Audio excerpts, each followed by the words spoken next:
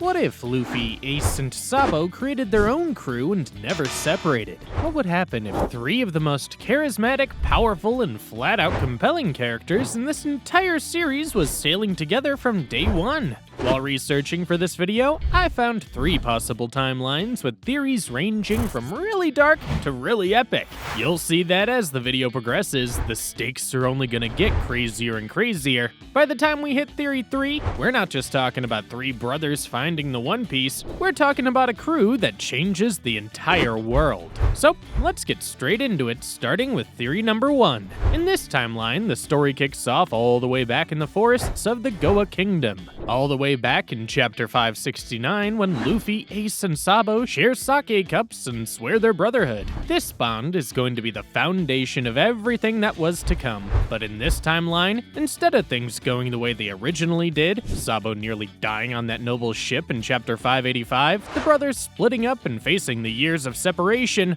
rather, they stayed together. Ace and Luffy intercept Sabo before he sets sail, they fake his death and sneak him back into the mountains. Either way, the three of them keep training side by side, growing stronger every single day. As time progresses, Ace and Sabo turn 17, and as we all know one thing about our favorite pirates, there's absolutely no way they're waiting around any longer. They call themselves the Sake Cup Pirates, named after the drink that represents their bond. They buy a ship with stolen treasure and set sail, with 14-year-old Luffy in tow. Yes, 14, way earlier than he set out in the original story, but with Ace and Sabo alongside him, it doesn't matter even a nickel. And as they set sail, they were instantly greeted with their first challenge. That challenge being none other than Luffy's almost drowning. Classic, but thankfully, Sabo always has an interest in navigation, which at least keeps them alive long enough to wash up on a remote island where Ace makes one incredible discovery: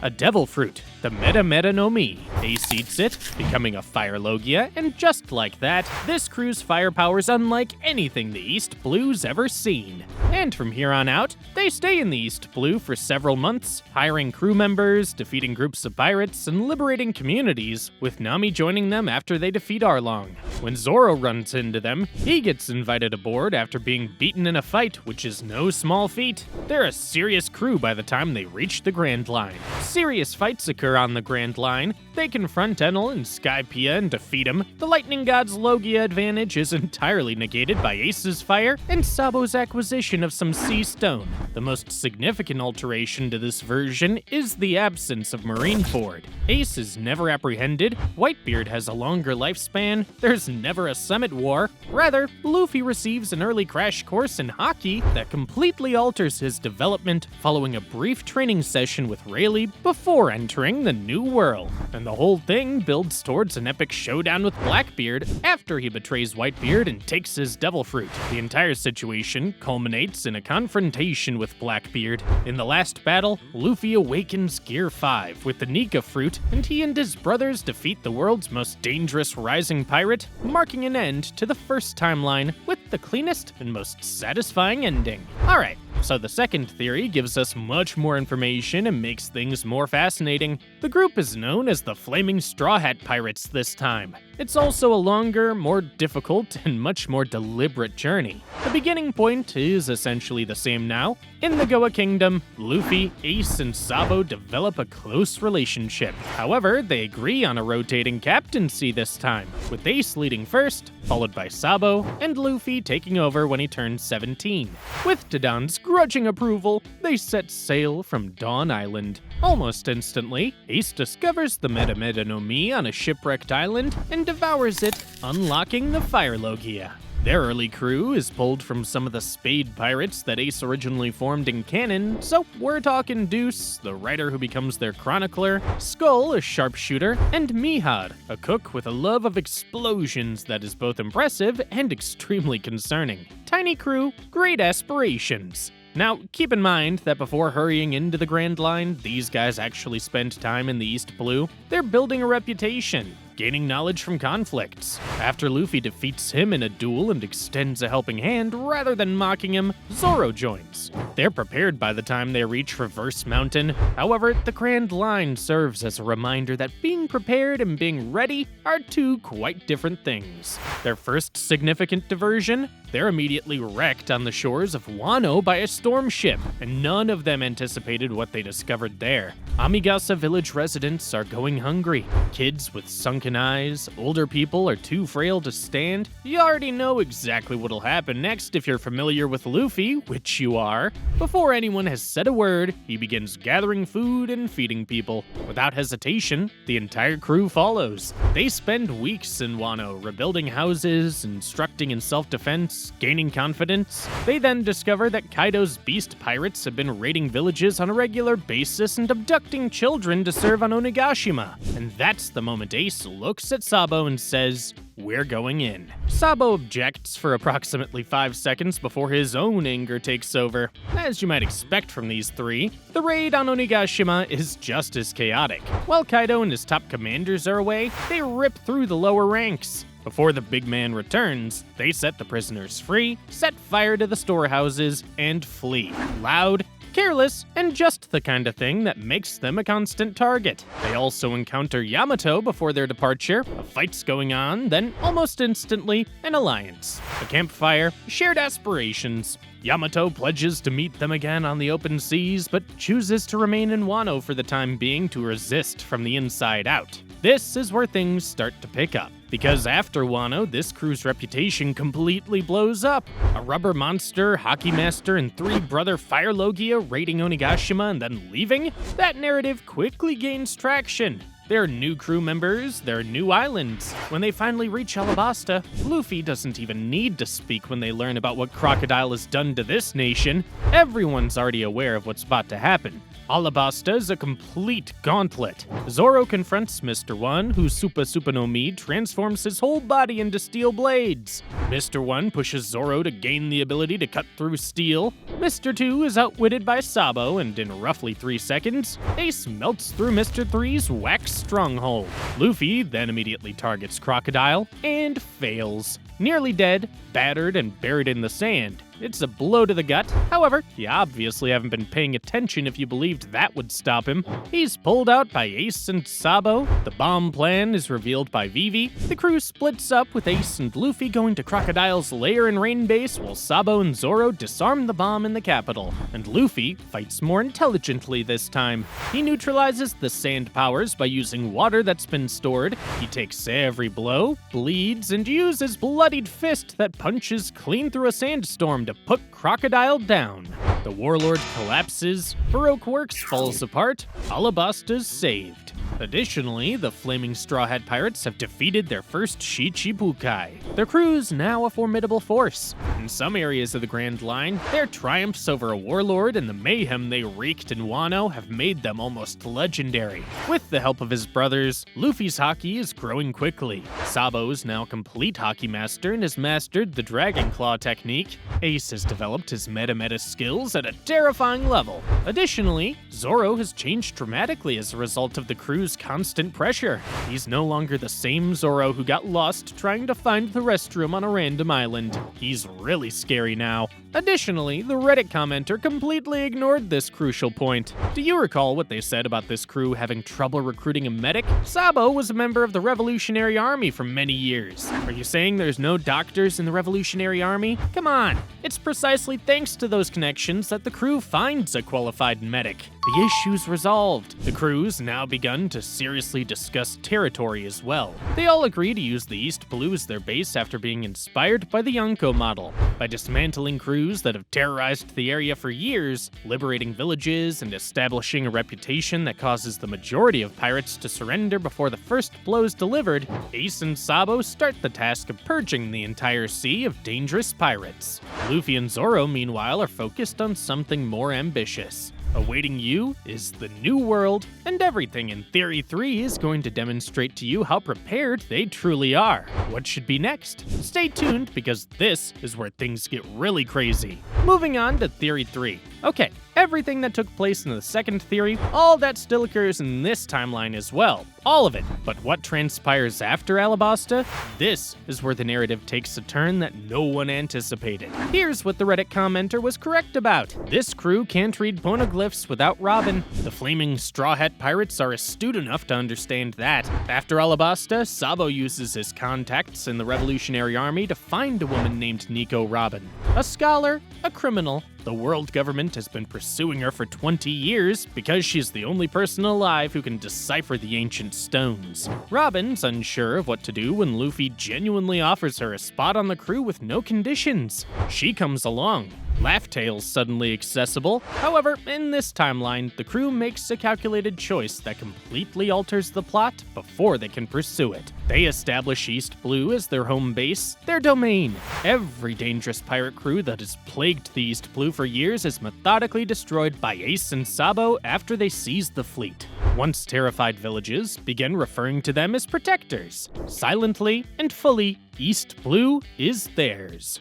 Luffy and Zoro, meanwhile, travel to Sabaody, and the place where things go wrong is Sabaody. It's the worst generation. There's electricity on the island. Additionally, Luffy attracts the kind of attention you would anticipate due to his enormous bounty and lack of filter. They battle fiercely. However, when Admiral Kizaru arrives, the harsh reality is that they haven't arrived yet. They're both apprehended, delivered to Impel Down, 6th level. When word gets to Ace and Sabo, it happens right away. No argument, without hesitation. Like a natural disaster, the fleet descends upon Impel Down. The strategy is straightforward. The fleet pummels the outside, causes mayhem, and attracts the Marines. Ace and Sabo battled their way down to Luffy and Zoro after entering through the lower levels. Floor by floor, Ace destroys Impel Down's defenses. Without exerting any effort, Sabo eliminates Sadi and her demon defenders. However, they eventually arrive at Magellan, the Doku Doku no Mi, the Warden,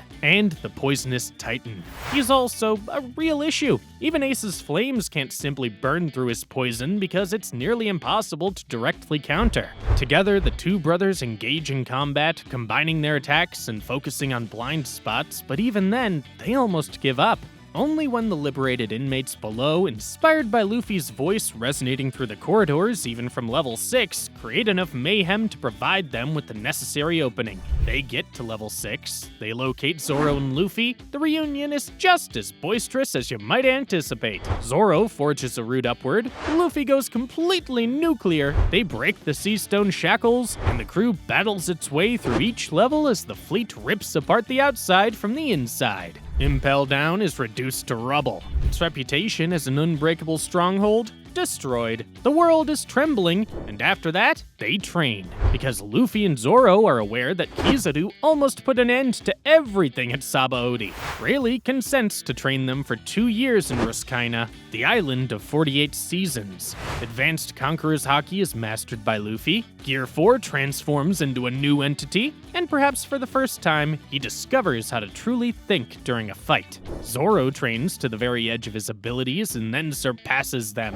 His Haki-infused swordsmanship reaches a level that causes Vice Admirals to recoil. East Blue is held for 2 years by Ace and Sabo. They construct, they offer protection, they develop. They're no longer viewed as outlaws by the residents of East Blue, but rather something quite different. 2 years have gone by, the Marines then decide they've had enough. The assault, a full-scale invasion of East Blue, is led by Admiral Kizaru. Vice Admirals are organizing attacks on several islands at once. Every coast is blocked by warships. Marines touch down on the shores of villages. It's meant to be overwhelming. It's intended to permanently crush them. Ace is in charge of one wing of the fleet, using his flames to destroy warships and burning cannonballs in midair. Leading the ground forces as a one-man army, Sabo rips through Marine battalions while defending every civilian caught in the crossfire. However, Kuzan Zeiss and Kizaru's speed begin to change the game. Things deteriorate, and then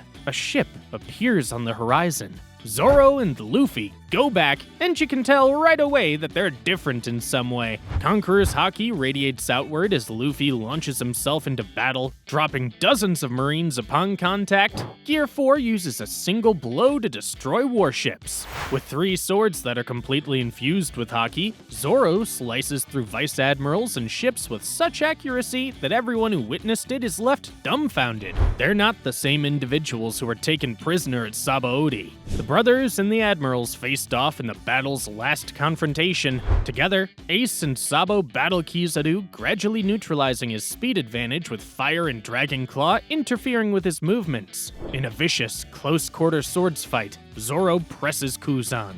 Luffy intervenes with the sophisticated Conqueror's haki and Gear 4, and any 2 admirals can't handle the 4 of them working together. The Marines withdraw, East Blue's in control, and the biggest conflict is yet to come, since it's time to return to Wano. It's been 2 years, the resistance of the samurais increased. All along, Yamato's been fighting from the inside out. The Red Scabbards are prepared, and the entire nation's affected when the flaming Straw Hat pirates reach that waterfall. It's a huge battle. Zoro engages in combat with King, the last remaining member of an ancient race and a living disaster. King is Kaido's right hand. This type of duel only occurs once every generation. Zoro prevails. Together, Ace and Yamato struck Kaido with fire and a divine beast, pushing the Emperor farther than anyone's ever done.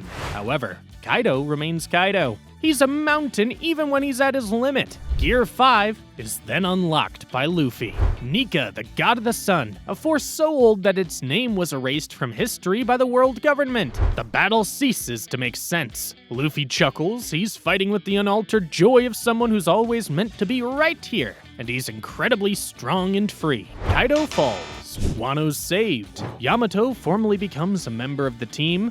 Furthermore, the world government is fully aware that the Flaming Straw Hat Pirates are not a threat that needs to be controlled. They pose a threat to eradication. The Mother Flame is their response, a weapon capable of destroying whole islands, and they mistakenly think the crew has returned to Dawn Island, the brothers' childhood home. The island has vanished. Everything from their childhood, the mountain of Dadan, the training area of the forest, everything was destroyed. Anger replaces grief. Anger transforms into purpose. Shanks, the man who gave him his hat and his dream and initiated all of this, is contacted by Luffy. Shanks consents to ally with them, and the revolutionaries join the alliance because of his relationship with Dragon. Yes, his father, the Revolutionary Army's commander. At last, Dragon and Luffy are facing each other. It's a long-awaited moment. Pirates, revolutionaries, the world's strongest crew collectively. They set sail for Marijois. Ace must contend with Aramaki, the green bull whose natural powers have the power to sap life from anything.